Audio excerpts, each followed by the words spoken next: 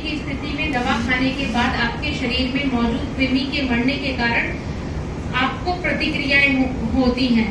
इसका अर्थ यह नहीं है कि आपको दवा का सेवन दोबारा नहीं करना है, बल्कि आपको अपने घर वालों को और अपने आसपास के लोगों को दवा का सेवन जरूर कराना है।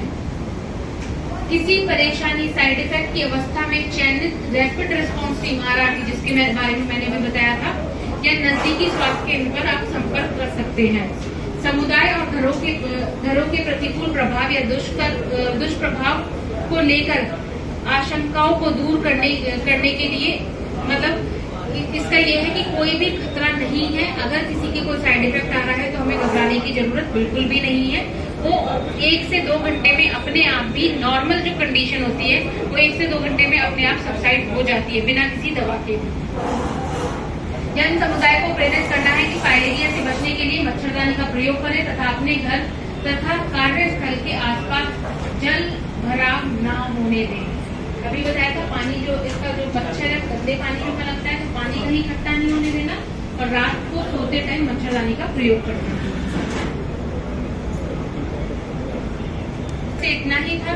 वो सभी से उम्मीद है कि सभी को क्लियर हो गया होगा कब से कब तक हमारा प्रोग्राम में 11 तारीख से लेकर के 16 तारीख तक, और तीसरा चरण 9 अक्टूबर से लेकर 14 अक्टूबर तक, कुल 6 दिन का यह कार्यक्रम चलाया जा रहा है। इसका उद्देश्य आप जानते हैं कि जो हमारे रूटीन टीकाकरण होते हैं उसमें बहुत सारे बच्चे छूट जाते हैं, जैसे कोई स्कूल चला गया, कोई गनियौरा चला गया, तो इस तरीके से वो छूट जाते हैं।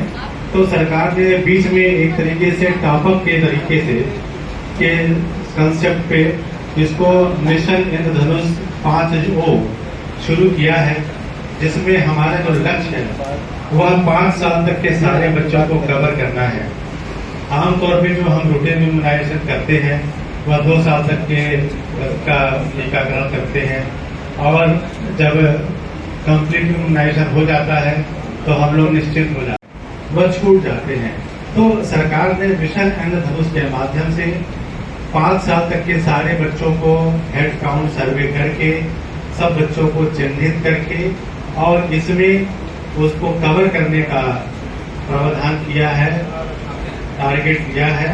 इसका उद्देश्य, जैसा कि आप जानते हैं कि 2023 के अंत तक हमें मीजल्स और रूबेला का उन्मूलन करने का भारत सरकार का लक्ष्य है। उसको पूर्ण करने के लिए, और डिप्थीरिया हमारे उत्तर प्रदेश में वेस्टर्न साइड से, वेस्टर्न यूपी के तरफ से थोड़ा थोड़ा उसका रुझान एपिडेमिक की तरफ से बढ़ रहा है, जिसको कंट्रोल करने के लिए भी मीजल्स रूबेला उन्मूलन और डिप्थीरिया के एपिडेमिक को, प्रकोप को कंट्रोल करने के लिए यह IMI 5O किया जा रहा है।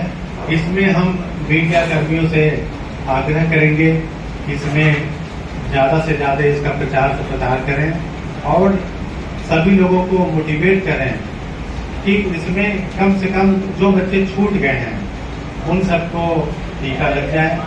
जैसा कि अभी ये प्रोग्राम हमारा फाइलेरिया का था, डॉक्टर सुचिता ने बहुत अच्छे से बताया कि जब तक इंसान है तब तक मच्छर है, मच्छर को हम मार नहीं सकते, और दवाई तो हम खिला सकते हैं। दवा भी बड़ा आसान है, 2-3 गोली खिलाना है हर साल, उससे हम कंट्रोल कर सकते हैं। लेकिन कुछ बीमारियां ऐसी हैं जिसका हमारे पास ना तो दवा है और ना तो टीका है, उसके लिए हम कुछ नहीं कर सकते। लेकिन जहां हमारे पास दवाइयां हैं, जहां हमारे पास टीका है, उसको, उन बीमारियों को तो कम से कम हम कंट्रोल कर सकते हैं। इसी विचार को लेते हुए रूटीन इम्यूनाइजेशन में विभिन्न प्रकार की बीमारियां, जैसे कि जापानी इंसेफ्लाइटिस, डिप्थीरिया, परटूसिस, टिटेनस, 11-12 बीमारियां हमारी ऐसी हैं कि जिससे हम अपने बच्चों को, अपने छोटे छोटे बच्चों को बचा सकते हैं, उनकी अपंगता को बचा सकते हैं अवेयरनेस प्रोग्राम के माध्यम से। तो इस मंच के माध्यम से हम सभी मीडिया करते हैं, तो कोशिश करेंगे जो पानी के टैंकर आते हैं उनका प्रयोग करें। नल, क्योंकि छोटे नल हमारे यहाँ दूषित हो जाते हैं। अगर आपके पास सुविधा हो तो फिल्टर का पानी यूज करें या उबाल के रख लें, या क्लोरीन की गोली आती है हमारे हर पीएचसी पे या बाढ़ चौकी पे उपलब्ध है। जब बाढ़ चौकी एक्टिवेट हो जाएगी तो वहाँ क्लोरीन की टेबलेट आती है, एक टेबलेट 20 लीटर पानी में डाल के छोड़ देते हैं, आधे घंटे बाद हम उसका सेवन कर सकते हैं। खाने को वही है कि बार बार हाथ धुलिए, हाथ अच्छे से धुल के कुछ बनाइए या खाइए, सेवन करिए। त्वचा के लिए है कि व्यक्तिगत साफ सफाई पे ध्यान दीजिए, हाथ धुलिए, जो भी चीज है पानी में भीगने से बचिए, गीले कपड़े का सेवन मत करिए। आंख वाले के लिए मैं अलग से बता दूंगा क्योंकि आंख का इसमें ज्यादा हो रहा है। खतरे का ये तो चीजें हैं कि हमने अपने घर पे इलाज कर दिया, दवाइयां मिल जाती हैं, लेकिन अगर बार बार उल्टी आपको हो रही है या डिहाइड्रेशन हो जा रहा है, पानी की कमी के लक्षण आ गए, आंख ढक गई है और दिख जा रहा है, या बुखार लगातार तेज बन रहा है, बुखार के साथ झटके उठके आने लग गए हैं, तब हम लोग को ये कोशिश करनी चाहिए कि 108 पे कॉल करके सीधे अस्पताल जाए, चाहे सरकारी जाए या प्राइवेट जाए। अगर ये दिक्कत होने लग रही है कि बुखार के साथ आपको मानसिक स्थिति में थोड़ा बदलाव आए या झटके आने लगे या कंट्रोल न हो पाए, दस्त बार बार हो रहा हो, तब इसको हमको अगले हायर सेंटर पे जाते हैं। बुखार भी कई तरीके के होते हैं और जीरा लगा के या जूस के खून निकाल लेते हैं। तो इसके बाद में वीडियो की क्या करना है, 2-3 मिनट का वीडियो है, मैं आपको दिखा रहा हूँ।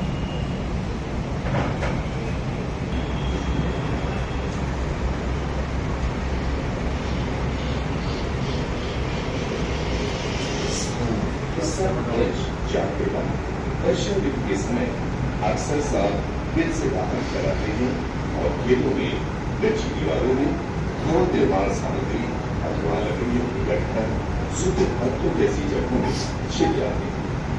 ऐसी जगह जाने पर सतर्क रहें। सामान्यतया 7 मांसाहारी करें और रात के समय शिकार की तलाश में बाहर करें। वो जमीन पर सोने वालों को काट देते हैं। इनसे बचने के लिए जमीन पर सोने से बचें। यदि मजबूरी है तब मच्छरदानी लगाकर ही सोएं।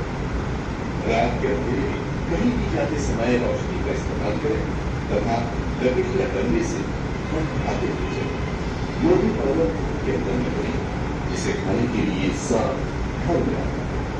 घरों में भी सांप अक्सर उन स्थानों व सामानों में छिप जाते हैं जहाँ काफी समय से सफाई न की गई हो।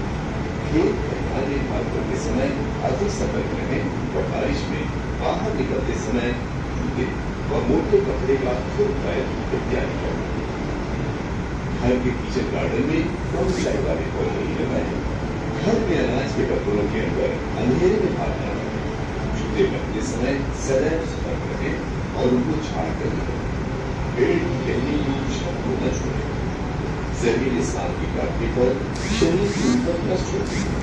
साथ ही नर्वस सिस्टम प्रभावित हो सकता है, जिसके कारण काटे गए अंग में तेज दर्द के साथ ब्लड प्रेशर कम होना, नाड़ी की गति कमजोर पड़ना, सांस लेने में दिक्कत, हाथ पैर ठंडे होना, बेहोशी इत्यादि हो सकती है। सर्द दंश की स्थिति में सहायता के लिए तुरंत 112 पर कॉल करें और ये रात न करें।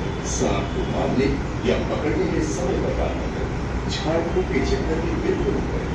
घाव के साथ छेड़छाड़ बिल्कुल न करें, जैसे कि घाव को जीरा लगाने, मुंह से जहर चूसने, बर्फ लगाने, रस कर बांधने, केमिकल इत्यादि लगाने से कोई स्पर्श लाभ नहीं होता।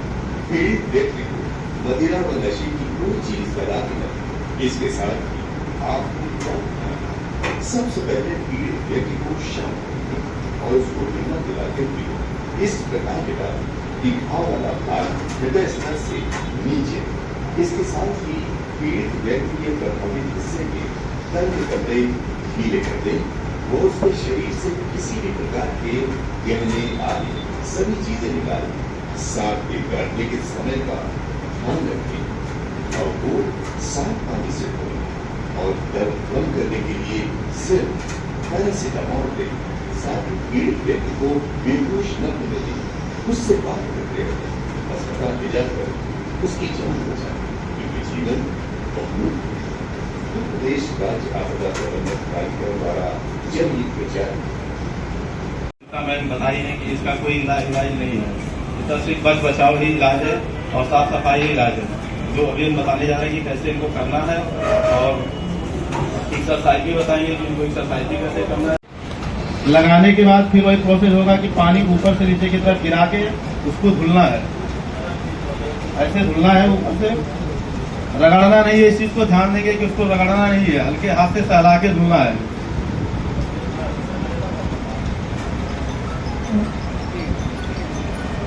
और धुलने के बाद एक तौलिया जो भी आप मतलब उनके पास रहेगा उसको ऐसे पकड़ के, अभी ये दिखाते हैं कैसे पकड़ते हैं। उस तरह पकड़ने के बाद इस फिर भी देखिए, फिर वही बात कि रगड़ना नहीं है उसको, बस सुखवाना है उसको, बस ऐसे रख के हल्के हल्के हाथ से जितने भी उंगली के बीच में फोल्ड रहेंगे या जहाँ जहाँ सब मिट्टी है, जहाँ कचड़े जमे रहेंगे, पीछे उसे भी जो एड़ी वाली सब बगल में होता है वहाँ भी मिट्टी की लगे, ऐसे उनको सिर्फ सुखवाना है कि पानी पूरी तरीके से सूख जाए, उंगली के बीच में सब सूख जाए, उंगली वाला भी। इसमें कोशिश ये की जाती है कई बार कि अगर आपके पास कोई बड़ा पंखा हो, टेबल फैन हो, उसकी हवा से सुखवाते हैं ताकि तौलिए की जरूरत नहीं ना पड़े। लेकिन अगर पंखा हमारे पास तेज नहीं है तो तौलिए का प्रयोग करें।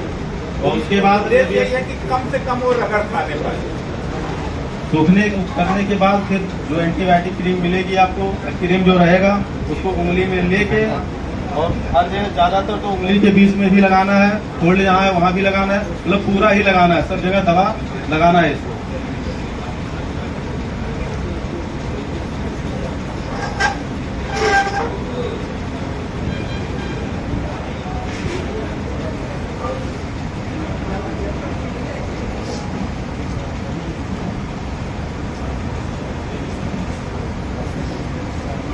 ये होने के बाद पहला काम, इस पे चोट नहीं लगना चाहिए।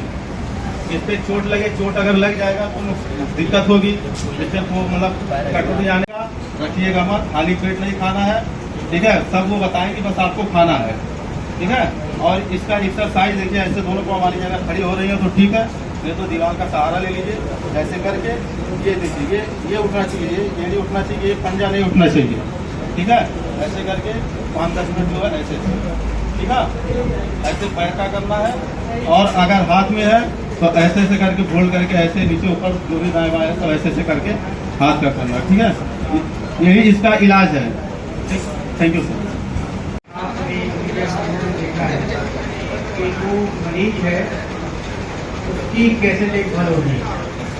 जैसे बताया गया है कि ये जो पॉलिसीज होती है उसमें आपको जो आदिकॉल हो रहा है, ये रिकरेंट जब इन्फेक्शन होते रहते हैं तो उससे बढ़ता जाता है। तो आपको क्या करना है, जो मरीज हो गया तो उसको ये बढ़े नहीं, तो सफाई रखेंगे तो उससे इन्फेक्शन नहीं होगा, तो ये बढ़ेगा नहीं।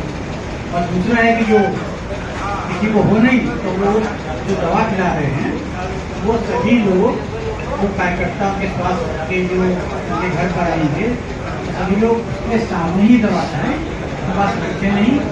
और जो छोटे मोटे साइड इफेक्ट्स होते हैं वो जिस मरीज के शरीर में ये कीटाणु है उनके नष्ट होने के काम के होते हैं, उससे घबराएं नहीं। हमारे यहाँ रैपिड रिस्पांस टीम रहती है, आशा से बात करेंगे, उनकी डॉक्टर की टीम आएगी और उसका ट्रीटमेंट करेंगे। तो मैं चाहता हूँ कि आप लोग इसमें इसका प्रचार प्रसार करें और इसको खत्म करें। धन्यवाद।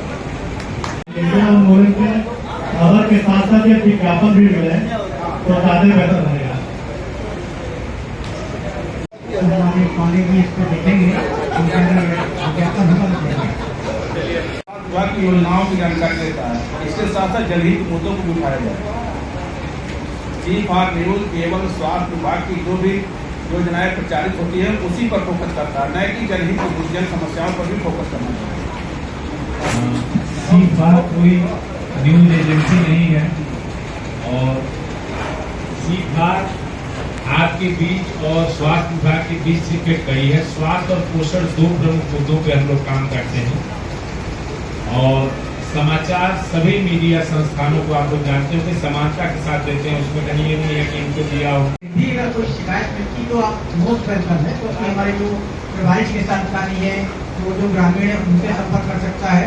हमारे यहाँ कोई राजस्थान में कभी है, और हमारे मेडिकल अधिकारी डॉक्टर पांडे साहब हैं, आप इन्हें संपर्क कर सकते हैं। तो लेकिन मेरा ये कहना है कि हम लोग सिर्फ टेस्ट ना करें किसी बात कि हम इसका भी देखें हमारे घर आती है कि नहीं। अरे मानेगा छूट गया तो आपका भी दायित्व है, एक नागरिक की वजह से कि आप भी एक कदम आगे बढ़ जाएं और उससे बताएं कि भाई हमारे यहाँ प्लान में नहीं आयो, हमें डालो। हाँ, आपकी बात फिर भी ना सुने ना आए, पर डोंट वेट। जैसे मैं कहते हैं ना कि हमको सिर्फ एक वो एक कैप्चर करना है, हम देखते हैं सुबह 11 बजे से 4 बजे बैठे हुए इसी इंतजार में कि ना आए तो हम निकालें कि हमारे घर पे नहीं आए। हम जो है देख लें प्रोग्राम कहाँ से है।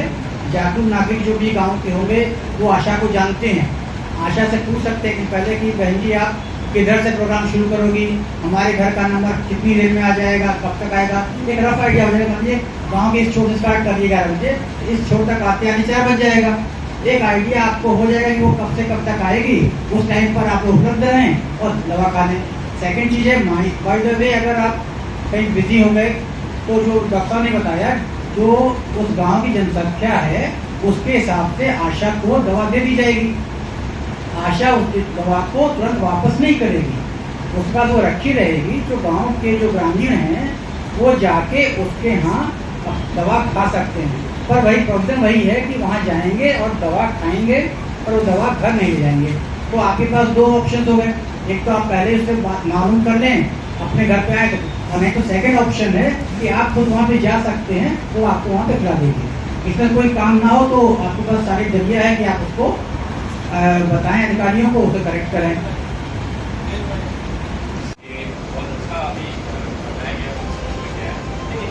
एक्यूट का जो सर अभी एक्यूट अटैक के बारे में बताइए, उसकी बीमारी कभी कभी प्रदर्शित नहीं होती है। हम एक पेशेंट को लेकर के गए थे, हम पीजीआई में, तो वहाँ ये पता चला कि उनका जो है ये प्रदर्शित नहीं है, हल्के 2-4 दाने लाल लगे थे और वो फिर पता चला कि एक्यूट अटैक है। तो उसके बारे में सर कैसे लोग सतर्क किया जाए, देखिए सिंपली क्या है कि बहुत सिंपल चीज़ है कि आप सारी चीज़ें नहीं जान सकते। और अगर हम आपसे कहें कि इसमें कोई दाने पड़ते लाल पड़ता है, ठीक है, तो आप उसे आइडेंटिफाई नहीं कर पाएंगे। तो पर्पज क्या है कि हमें कोई प्रॉब्लम होती है तो हम जाके डॉक्टर से मिलेंगे, तो वो हमें आइडेंटिफाई कर देता है भाई हमारे सिर्फ डायबिटाइटिस हो रही है या हमको ये हमारा ये मलेरिया प्रोग्राम ये हमारा मलेरिया हो रहा है, ठीक है, और हमारे बहुत सारी चीज़ें होती हैं। तो एग्जैक्टली वो चीज़ तो हम नहीं बता पाएंगे कि आपको सिखा पाएंगे वो चीज़ कर लें, अल्टीमेटली ट्रीटमेंट तो फिर डॉक्टर ही करेगा, ठीक है ना।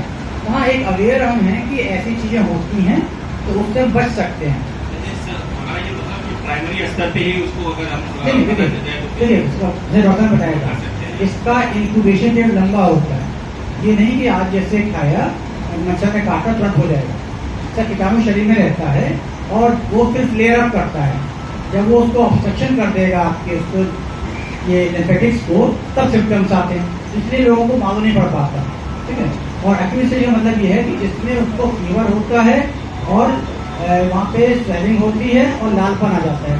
होता क्या है कि जब एक्यूट स्टेज होती है तो उसमें स्वेलिंग आ जाती है, और जब आप दवाएं लेते हैं डॉक्टर से तो मान लीजिए अगर उसकी स्वेलिंग अगर 10 यूनिट आई है तो दवा लेने के बाद फिर वो 0 पे नहीं आएगी, वो जाके 10 से घटेगी पर 4 पे आ जाएगी, ठीक है ना। अगला अटैक फिर होगा, उसको कोई सेकेंडरी इन्फेक्शन हो गया तो वो 4 से वो मान पड़ा वो 16 पे हो गई सूजन, फिर जब ट्रीटमेंट लेंगे तो घटेगा तो वो अब 4 पे ना आके 8 पे जाएगी। तो ये जो आप देख रहे हैं लोगों को, उनको एक अटैक नहीं हुआ है, उनको रिकरेंट अटैक्स हुए हैं। और सेकेंडली वो जरूरी फैलेरिया क्यों, कोई भी इन्फेक्शन बैक्टीरियल होगा क्योंकि हमारे चैनल्स ब्लॉक्ड हैं, ठीक है, समझ रहे ना। आप देखते कोई इन्फेक्शन होता है स्वेलिंग आती है, पर चूंकि इनके लिम्फेटिक चैनल्स में ब्लॉक्ड हैं तो वो लिम्फ क्लियर नहीं हो पाता है, ठीक है। तो वो इसके कारण जो इनकी स्वेलिंग नॉर्मल पे नहीं आ पाती है और ये रिकरेंटली बढ़ता है। जो भी आपको दिखाया गया ना, जो पैर साफ किया है उसका पर्पज भी सिर्फ यही है कि सफाई रखेंगे, सॉफ्ट रखेंगे स्किन को, तो स्किन पे इंफेक्शन नहीं होगा। अब ये लेकिन इनका ये जो बढ़ रहा है ये फैलेरिया से बढ़ रहा है, ये बढ़ रहा है, इनको जो सेकेंडरी इन्फेक्शन होते हैं उससे बढ़ रहा है, ठीक है, उसको हम रोक सकते हैं, उसको हम थोड़ा ट्राई करें। तो आप कि हम फैलेरिया बीमारी को जड़ से समाप्त करने में अपना सहयोग देंगे। 10 अगस्त 2023 से प्रारंभ हो रहे आइडिया अभियान में आशा के निर्देशानुसार उनके सामने फैलेरिया रोधी दवा खाएंगे एवं घर के अन्य सदस्यों को भी खिलवाना सुनिश्चित करेंगे तथा अपने आसपास के लोगों को भी मलेरिया रोधी दवा आने हेतु प्रेरित करेंगे। हमारा संकल्प मलेरिया मुक्त जिला या शहर बनाना।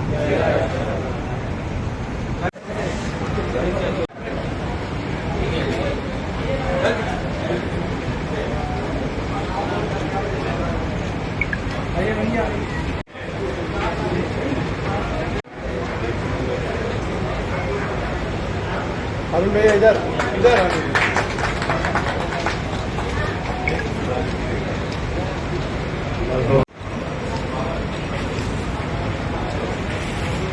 मीडिया सर क्या है? देखिए, जिससे